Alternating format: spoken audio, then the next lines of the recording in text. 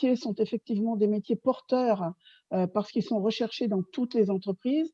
Quand on leur explique qu'on est presque 4 millions en France, en général, ils sont un petit peu surpris. Et je leur dis que de vouloir entrer dans la catégorie de 10% de la population active, c'est un excellent choix. Et ça permet aussi de booster les BTS AM1 pour bien leur faire comprendre qu'ils ont choisi une bonne filière. Mais la bonne filière, nous, au niveau de l'Observatoire, on arrive avec énormément d'explications pour leur montrer aussi qu'il va falloir jongler avec les mots, approfondir des compétences pour être crédible. Voilà. Donc ça, c'est le but du salon de l'orientation virtuelle tel que nous l'avons conçu avec l'Observatoire. À mon niveau, j'amène une expérience, je dirais, de presque 30 ans dans l'enseignement aussi, en parallèle d'autres activités associatives bénévoles, comme tous nos adhérents d'ailleurs et tous nos partenaires de la FFMAS.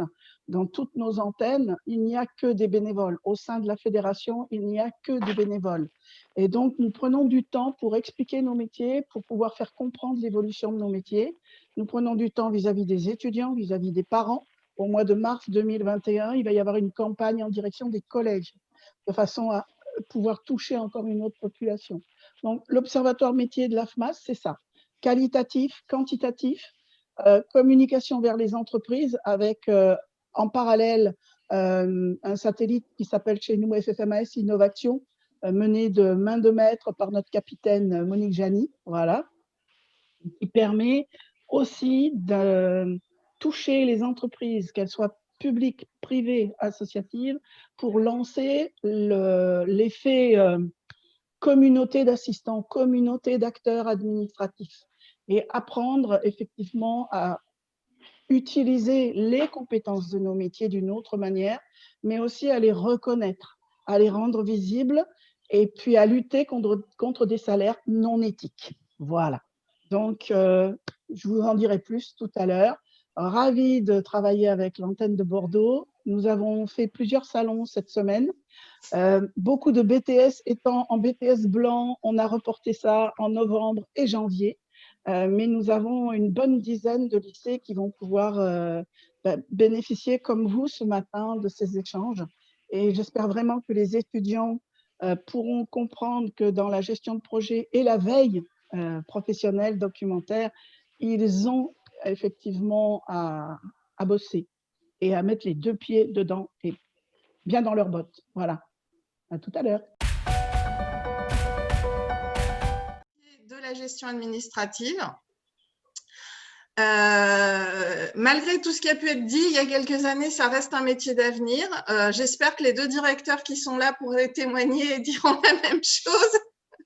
C'est un métier qui bouge, c'est un métier où on peut faire beaucoup de choses, c'est un métier où, en fonction de l'investissement qu'on a, on peut avoir un bon salaire, si tout dépend du poste qu'on a exactement. C'est un métier où on travaille en équipe, où on peut travailler dans un contexte international et on utilise beaucoup les nouvelles technologies. Alors, j'ai pas les mêmes chiffres qu'Annie, parce que moi, c'est les chiffres qu'elle m'a donnés l'année dernière. Mais moi, j'avais plus de 4 millions de personnes travaillent dans le… donc, du coup, je rectifie. Hein, plus de 4 millions de personnes travaillent dans les métiers de l'assistanat, que ce soit public, privé, confondu. Ça représente 98% de femmes. S'il vous plaît, messieurs, je suis contente de voir que Mathéo a témoigné. J'espère qu'on aura plus d'hommes. Mais par contre, ça représente 220 dénominations de postes, ce qui fait que c'est un travail pour l'Observatoire pour retrouver les postes assez compliqué. Les profils recherchés, c'est du Bac+2 à Bac+5 et ça représente 70% de postes à temps plein pour 30% de postes à temps partiel.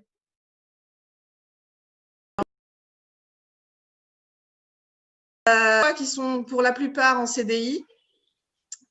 Et les rémunérations éducatives et indicatives, ça reste sur un salaire médian de 1 900 € net par mois sur la Nouvelle-Aquitaine. Hein. Donc voilà les chiffres de la Nouvelle-Aquitaine. Il y en a très peu qui travaillent de nuit, mais ça peut arriver en fonction des structures. Il y en a qui travaillent le samedi, il y en a qui travaillent le dimanche, comme quoi tout arrive dans le milieu de l'assistanat. Et il y a 18% de personnes qui travaillent plus de 40 heures par semaine. Généralement, c'est dans les services juridiques, parce qu'il faut savoir que la convention collective des avocats, ou je ne sais pas de comment ça s'appelle, c'est 42 heures 30 semaines le temps hebdo.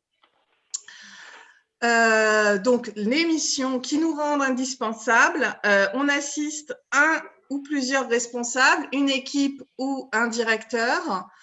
On participe aux activités de nature relationnelle, organisationnelle et administrative. On est souvent l'interlocuteur incontournable d'un service ou d'une entreprise. Et ça, c'est vraiment les 3 missions que vous retrouvez pour toutes les assistantes, dans tous les secteurs, dans toutes les tailles d'entreprise et dans tous les types d'entreprises privées, publiques et associatives. Voilà, ça, c'était des idées, c'était une annonce de poste d'assistante de direction sur Rennes. Donc, les qualités attendues, organisation, rigueur, autonomie, bienveillance, convivialité. Et donc, on revient toujours sur les soft skills. Être assistant, c'est très important sur le savoir-être. Évidemment, là, actuellement, vous êtes en train d'apprendre un savoir-faire, mais le savoir-faire s'apprend beaucoup plus facilement qu'un savoir-être. Donc, il faut vraiment être sûr de ce que vous voulez faire. Donc, très polyvalente et c'est des métiers où malheureusement, on est souvent interrompu dans les tâches parce que quand le téléphone sonne, on ne peut pas demander au téléphone d'attendre pour répondre. Donc, des exemples de missions, je vous laisse les lire. Je suppose que vous les connaissez tous, que vous vous y attendez. Il n'y a pas de grosses surprises. Et surtout, ce qui est important, c'est qu'en fonction des postes et des entreprises, les missions peuvent varier. En fonction du directeur, les missions peuvent varier aussi. Ils peuvent vous donner plus ou moins de responsabilités. Mais surtout, c'est en fonction de vous et de votre implication que ça peut varier. Voilà. Donc ça, c'est les missions pour la profession d'avenir. C'était les points qu'on avait relevés. Le principe d'une assistante, c'est de travailler pour le bien de l'entreprise ou quand elle est dans le service public de l'État, de faire avancer les dossiers, quitte à embêter le directeur de temps en temps parce qu'il est en retard, de résoudre les difficultés quand elle en rencontre. Hein, on ne va pas voir son directeur avec tout un tas de difficultés, ou alors si on va le voir avec des difficultés, il faut aussi y aller avec des solutions. On facilite les relations. On fait gagner du temps et de l'efficacité, soit au manager, soit à toute l'équipe, parce que vous allez les décharger des tâches administratives qui peuvent polluer le travail d'un ingénieur. Faire un compte-rendu de réunion pour un ingénieur, ça peut lui prendre du temps, alors que pour vous, c'est votre métier. Et on contribue à la performance et à la compétitivité des organisations, même si ce n'est pas toujours reconnu, parce que les services support sont malheureusement des services qui ne sont pas considérés comme rémunérateurs. Mais on est polyvalent, on fait de la communication sous toutes ses formes et dans tous les sens, ascendante, descendante et aide-moi Annie, horizontale. Transversale, merci, j'ai perdu mon nom. On fait de la coordination aussi, des personnes et des projets, ça c'est le nouveau thème. Donc pour vous, vous allez voir le mois prochain et on doit organiser et assurer le bon fonctionnement de l'organisation. Voilà. Donc ça, c'est les compétences qui ont été répertoriées au niveau de tout ce qui est assistanat. Ce qu'on attend en tant que savoir-être, c'est une bonne présentation. Donc, on a vu qu'ils se sont présentés, ça allait. On leur attend évidemment de la confidentialité, le bon relationnel, de la diplomatie, d'être réactif, voire proactif, c'est-à-dire d'aller présenter une solution avant que le problème se présente, c'est encore mieux que d'attendre qu'il soit arrivé. D'être adaptable, d'avoir un esprit réseau et relationnel et d'avoir une bonne méthodologie. Au niveau du savoir-faire, pas de surprise, on va vous attendre sur la bureautique, on va vous attendre sur l'orthographe. Donc, pour ceux qui ont participé à la dictée Voltaire d'hier, s'il y en a parmi vous, vous avez votre niveau d'orthographe. Les compétences organisationnelles, savoir organiser une réunion, savoir organiser un événement. De la veille informationnelle et technologique en fonction du système de la société et du secteur d'activité dans lequel vous allez être, de savoir travailler en équipe, parce que c'est très important et malheureusement, moins sur Bordeaux, mais beaucoup de maîtrise de langue. Et donc, selon une enquête Randstad, mais qui n'a pas changé au niveau des proportions, voilà les qualités requises, attendues par les managers. Donc, on verra si les 2 directeurs qui sont avec nous aujourd'hui sont d'accord avec ça. Donc, le sens du relationnel, c'est vraiment ce qui revient tout le temps. Vous ne pourrez pas vous cacher derrière un ordinateur si vous voulez être assistant de direction. Même un assistant administratif, on va attendre de lui qu'il ait du relationnel, quel que soit votre niveau, au niveau du poste d'assistante, quel que soit votre titre, le relationnel restera important. À moins que vous fassiez agent de saisie, mais je trouverais ça dommage pour vous. De l'autonomie, de maîtriser les nouveaux modes de communication, parce que dans la plupart des petites entreprises de Bordeaux, en tout cas de région girondine, on se retrouve à faire aussi du community management. La maîtrise des logiciels et des outils utilisés. Vous n'allez pas utiliser que Word, Excel et PowerPoint. Généralement, on va vous mettre en place aussi devant un ERP ou d'autres types de logiciels. Peut-être un logiciel de gestion des congés, etc. Donc, tous ces outils-là, il va falloir vous apprendre à les maîtriser. Et on va vous demander d'être impliqué, d'avoir une capacité d'évolution et une capacité à prendre des décisions.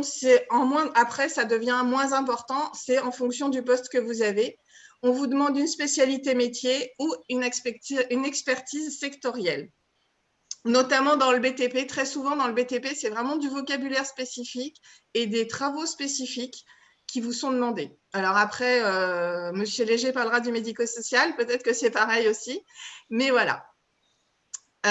Donc, brièvement, je vous présente l'association. L'AFMAS, c'est un réseau national avec des antennes locales. C'est un réseau de professionnels. C'est des associations de bénévoles qui viennent. Donc, déjà, on se rencontre pour nous-mêmes avec minimum un atelier par mois pour progresser dans nos métiers. Parce que de nouvelles choses, de nouvelles techniques, de nouvelles technologies apparaissent régulièrement, parce que développer nos savoir-être, c'est toujours très important. Donc, on travaille sur la communication non violente, on a pu travailler sur les accords Toltec, sur la gestion du stress, la gestion du temps. C'est des ateliers qu'on fait régulièrement. Donc, on a des sophrologues, même des naturopathes. On peut vraiment parler de tout. Le prochain événement qui sera organisé par votre groupe projet, c'est sur le handicap au travail et la place du référent handicap.